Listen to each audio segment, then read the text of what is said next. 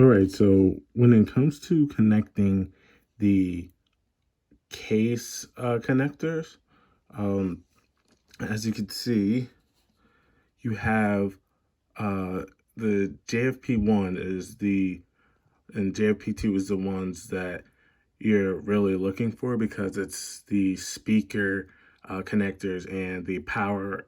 Okay, so when it comes to JP1, you have your power LED. You have your power LED, then you have your HDD LED, and then you have your power switch, and then you have your reset. Now those go in order, and you see how it's like power LED positive on one side and then negative on the other side. So that corresponds to the one pin there and the next pin over. So they all correspond. So if there's two pins, that means it's positive and negative. So the power switch next to it is positive and negative. As you can see, there's 1, 2, and then the one spot over here, you see how it's empty up there, and it's also empty right here. And then the bottom spot is just a port that's unused. And then the other two down here are the reset negative and positive ports or connectors. Now when it comes to USBs,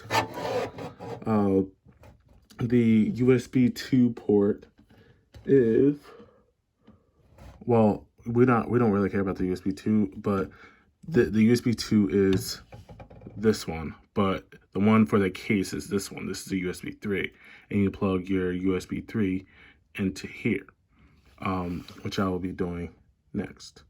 All right, and then when it comes to everything else, you must plug in your audio over there. If your case comes with audio, so make sure you do that. And other than that, that's the main things you need to plug in your case. So that's it. Plug in everything. Let's start with USB 3.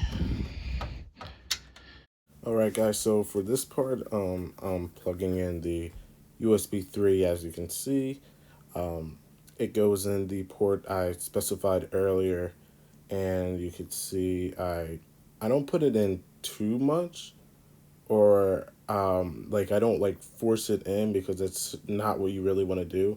Just make sure it's in enough, and once you feel that it's secured tightly like I did, then you can move on to the next one. The audio,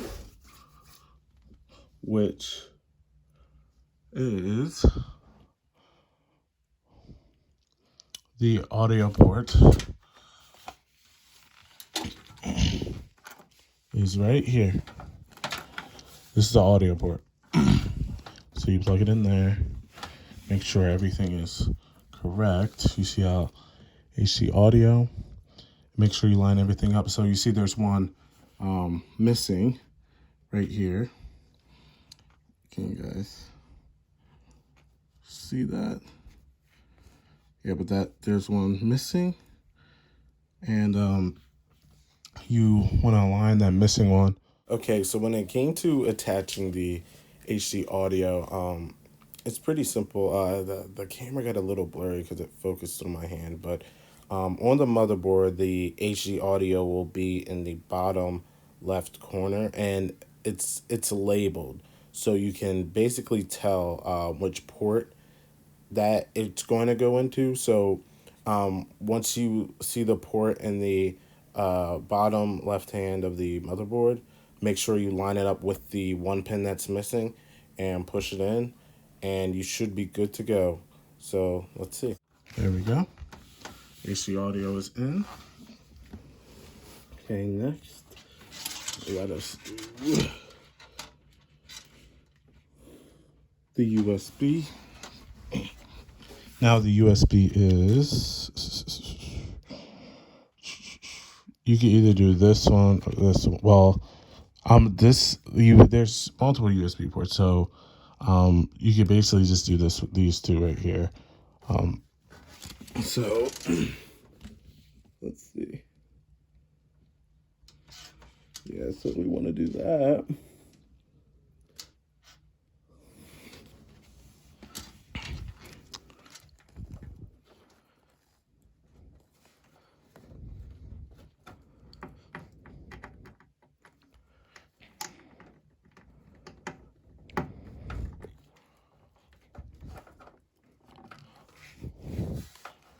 Before it's in, now these one.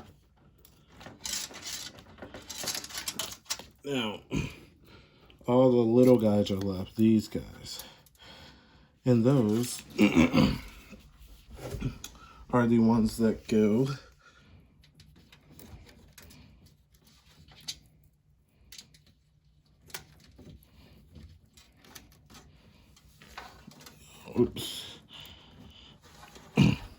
pull them. Now make sure everything is lined up correctly. So you see you got the reset switch. And earlier we pointed out where the reset switch goes. Guys, I apologize for this part because I did not have my camera in the correct orientation so you guys could actually see where I actually put the case connections onto the motherboard. Although I showed you earlier, I'll show you again in the corner here. And you see when I was making when I was making the claims between like left and right and where the switches goes, now you see the diagram and now you see where they go. Thanks. The reset switch is the bottom and it goes right here. There you go. And now you want to tuck it back so it's like it's more.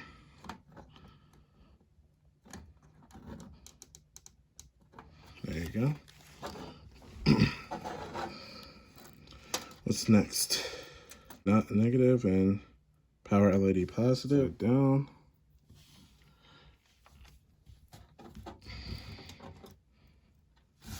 It's really weird.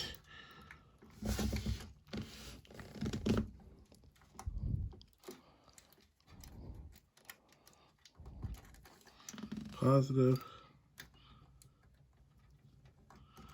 Next one.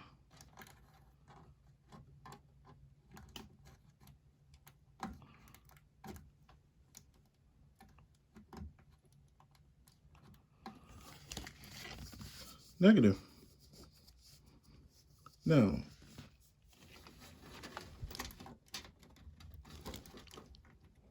we have the HDD LED one.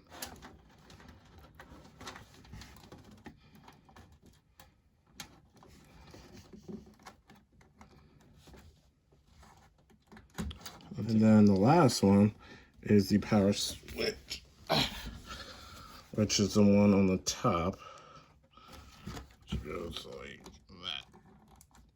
that.